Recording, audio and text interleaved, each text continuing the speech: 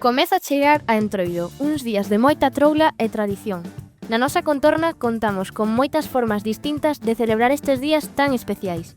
Dende filloas ata as populares comparsas de Salceda.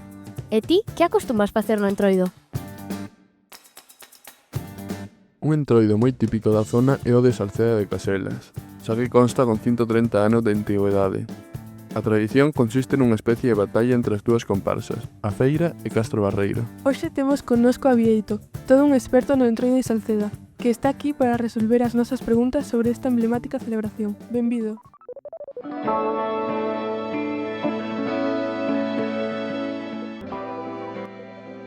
Cal é a historia do voso entroido en Salceda? Basicamente o noso entroido consiste nunha disputa continua co outro barrio, en ser mellor ca eles en absolutamente todo. Temos o noso rancho de entroido, que é o noso baile tradicional, cos nosos traxes tradicionais e a nosa música característica, que é moi similar ao rancho de Reis, solo que mudan os sombreiros e a cantidade de danzantes e damas, pero bueno, son similares. Entonces aí temos as nosas vestimentas propias do entroido, donde non levan máscaras os danzantes, nen a dama, levan sombreiros, bueno, bastante rechamantes. Estes danzantes para bailar precisaban facer oco, porque durante o entroido eran multitudinarios, había moitísima xente. Entonces tamén temos unha figura que son os cabaleiros, que son persoas que van montadas a cabalo. Os cabalos van moi decorados, son preciosos, levan chocas, van facendo ruido, e os cabaleiros sí que levan máscara, sí que levan a cara tapada e levaban unha vara con unha vexiga na punta. Entonces a xente adoitaba terlle bastante medo, eles abrían paso, facían un círculo, os cabaleiros, e aí onde o rancho podía bailar. Entonces este é un pouco as nosos traxes tradicionais. Logo tamén temos un que é o do luns de entroido, que son os mamarrachos, pero que non é un traxe específico, que eran as figuras que saían a facer mal, a meterse ca xente. Entón, basicamente, son farrapos, cousas vellas que había nos pinchos. Entonces o único obxectivo era que non se che recoñecera. Tiñas que ir completamente tapado, non podías levar nada que fora identificativo propio, levaban un bimbio e daban nas pernas, ou levaban borralla e tiraban a xente, e isto luns de entroido. Nós facemos festa, e o noso barrio contrario tamén. Entonces, claro, están dúas verbenas bastante grandes a menos de 100 metros, entón están os camiños cheos de xente, a xente vai a un lado, cando acaba unha orquestra ou o que haxa, e se lle interesa do outro lado, pois hai moito movimento de xente. Bueno, é bastante interesante e é bastante curioso que así tan pegados pois haya isto. Logo tamén temos os sainetes, que é algo único daqui de Salceda, que son pequenas representacións teatrais de 5, 6, 10 minutos, donde facemos mofa de algo que ocorre durante o ano no barrio contrario. E non facemos mofa de un político ou de un crego, senón que facemos de personaxes anónimos, da xente anónima do barrio, que lle pasa algo gracioso, e facemos burla deles. Entonces é algo bastante curioso e bastante local. Ademais, fanselle rimas e fanselle como cantigas, que van nos pesquíns. Os pesquíns son os cartéis que anuncian as festas, que se colocan por todo o concello, e debaixo das orquestras ou do que veña a festa están estas cantigas que levan rima e que son satíricas e que se meten bastante coa xente. Imaginade que vos deixa o voso mozo ou a vosa moza e que vos fan unha cantiga satírica ríndose de que vos deixou. Pois isto é o que pasa. Ás veces non son mozos nin mozas, que son mulleres e homes casados. Entonces, bueno, teñen moita sona, hai moito pique, hai moito problema con isto arredor, pero nunca se di o nome da persoa, sempre se pon un alcume. Todo o mundo sabe que cal é o alcume, un alcume que te persigue toda a vida, que che queda, que ás veces herdas de familia, pero é así. E nada, basicamente o que competimos é en todo, en a ver quen ten máis xente na súa festa, quen ten as mellores carrozas, as mellores comparsas. Nós salimos a desfilar o martes de entroido, que como somos dous barrios, acudimos ao centro da vila, coas nosas comparsas, coa nosa carroza e coa carroza dos músicos. Entón levamos música en directo, en riba dunha carroza, con equipos de son, unhas comparsas coas costureiras e todo isto é xente do barrio. Todo o que facemos, todo se fai no barrio, e todo se fai en segredo. non se pode enterar o barrio contrario porque pode satirizarte de alguna forma. Entonces todo se fai en secreto.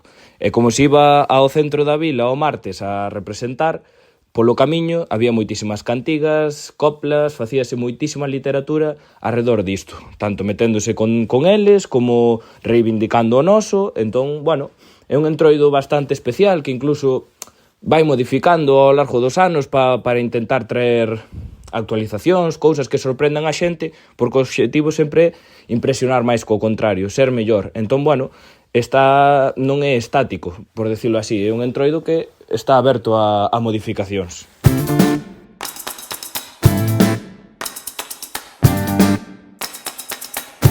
No meu pobo, as neves, nos últimos anos acostúmbase a que o día no que se celebra o entroido haxa un desfile de carrozas ata a Praza Maior, onde se realiza un concurso de disfraces e se remata coa queima da velutina, unha estrutura grande que se queima e que fai referencia á loita contra a vespa velutina. Eu e máis os meus amigos ímonos disfrazar na comparsa deste ano en Arbo.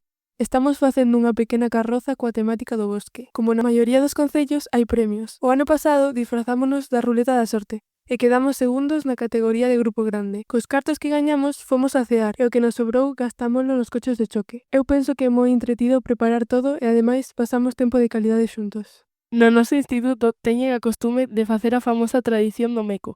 Cada día, durante a semana de entroido, facemos unha cousa distinta, como traer a cara pintado ou ir a clase en pixama. No último día, antes das vacacións de entroido, vamos disfrazados, na maioría dos casos por clases. Despois, festexámolo. O principal que facemos é preparar un baile por clase. Despois, celebramos un concurso no cal, dependendo do ano, podes gañar ou diñeiro para a cafetería do instituto ou unha hora de clase libre. Na miña clase sempre o pasamos genial, sobre todo na parte de preparar os bailes. Na miña parroquia, Santa María de Tabuesa, facíase unha comparsa todos os anos. Presentábamonos a diferentes entroidos da zona, como o de Salvaterra de Miño, As Neves e Salceda. Reuníamonos no baixo do Centro Cultural e ali practicábamos os bailes e construíamos a carroza. Éramos moita xente e incluso participaban veciños de outras parroquias e concellos. Fomos de diferentes temáticas, o circo, o bosque encantado, indios, Alicia no País das Maravillas. Era moi divertido e pasábamolo moi ben. Cando acabábamos os desfiles era costume facer unha chourizada, gañáramos ou non. Agora, por desgraza, xa non se fai, pero gardo recordos moi bonitos desta experiencia.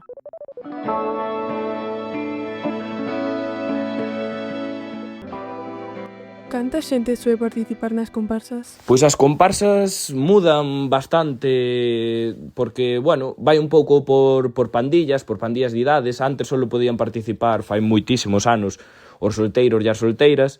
Por sorte, iso xa se mudou, agora participan xente de todas as idades.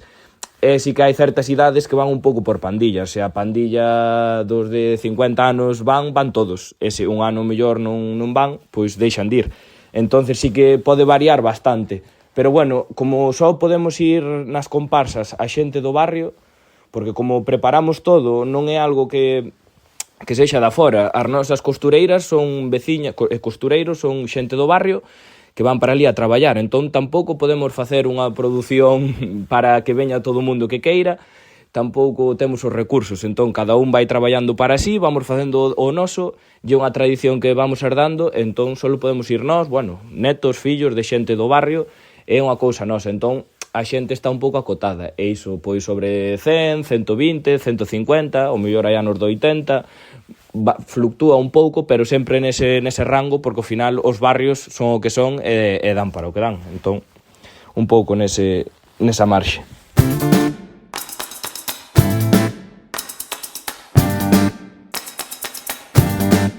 Moitas grazas, Bieito, por compartir os teus coñecementos con nós. E moitas grazas a vos, ointes, por escoitar Radio Espazo Aberto. Espero que vos gustase e enderades novas cousas sobre o entroido. Ata o vindeiro programa. Espazo Aberto. O fío que nos une a través da palabra.